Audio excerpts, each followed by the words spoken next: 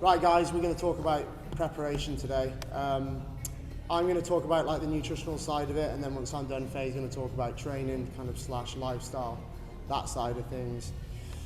So, first of all, I'm going to kind of go through all of the food that generally I'll eat throughout the week. Before that, I'll talk about my approach to it. So, all of this stuff you see on here, about 80% of the food that I eat throughout the week, especially in work, is this kind of stuff.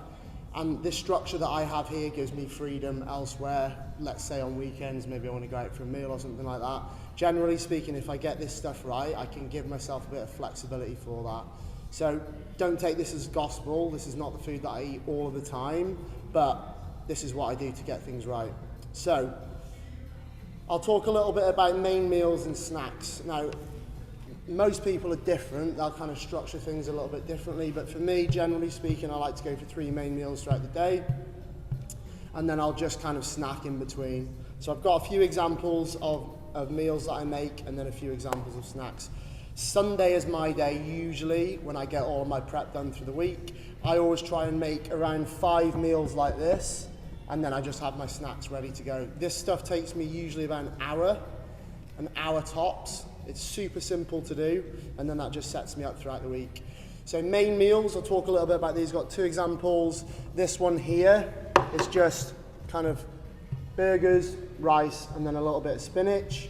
And then this one here is almost exactly the same in terms of kind of like what food groups they are. Rice and chicken, obviously. Bodybuilding 101.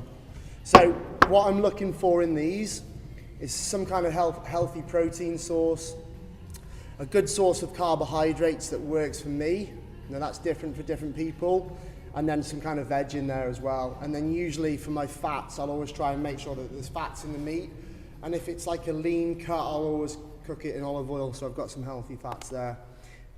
That's the structure that I go for with the meals, and really you can be really flexible with that, what kind of meat you're using, what veg you're using as well, and then also the carbohydrate source. For me, I'm pretty boring. I stick to the same things most of the time because I know they work for me and I know they're tasty. Carbohydrates, rice, sometimes potatoes, sometimes pasta if it's a spag bowl or something like that.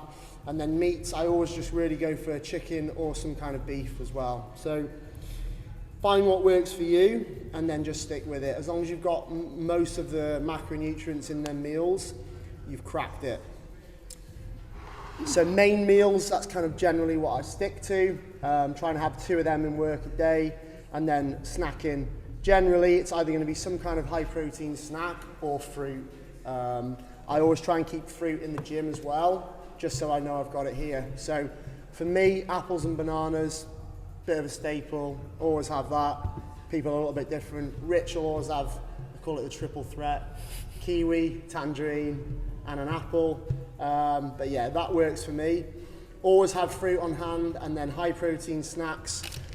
Protein bar, usually have a few of these kicking about. I try not to eat too many of them because they're really, really addictive, but yeah, that's a really good alternative there.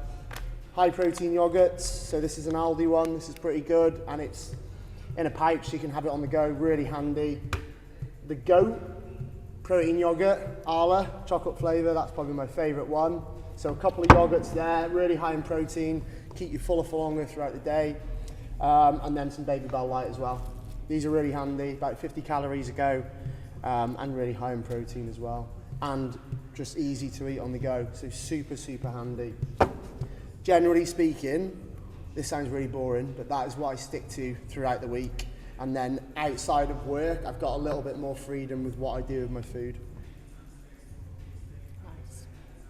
Do you eat that stuff for dinner as well? Like, are they your lunch and dinners? Yeah, sometimes. But usually what I'll do is, I'll cook when I'm at home. Yeah, because I've got a little bit more time. But in work, this is kind of what works for me. I just bang it in the microwave, and that's it. So nutritional side of things doesn't need to be too complicated, guys. Keep it simple. And then face side of things. Yeah, I'm going to talk about firstly how I plan my week in terms of getting my training in. I tend to stick to like the 3 main days. So Monday, Wednesday, Friday are normally my training days, but at the end of the week I look in my diary and add a couple more in if I've got the time into my diary. I always make sure all my training's diarised so that I don't put anything else in there or try and add a session in or do extra work in that time. I pack my gym kit the night before, so if I wake up late or I'm in a rush in the morning, I can just grab my bag and come.